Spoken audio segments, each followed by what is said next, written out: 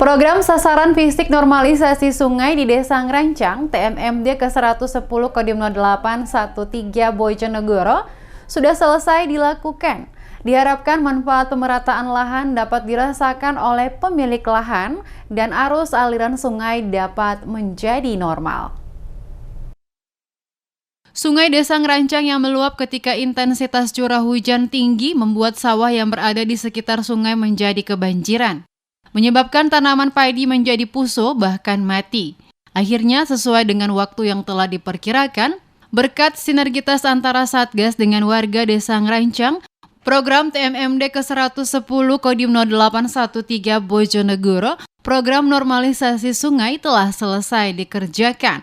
Sersan 2 Rizky Akbar Pamungkas, anggota Satgas TMMD ke-110 Kodim 0813 Bojonegoro mengatakan, setelah dilakukan pengerjaan normalisasi sungai secara bertahap, akhirnya normalisasi sungai sudah 100% selesai dilakukan.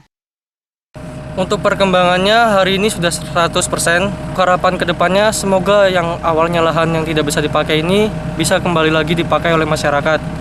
Dan dengan adanya normalisasi sungai ini, semoga sungai bisa normal kembali.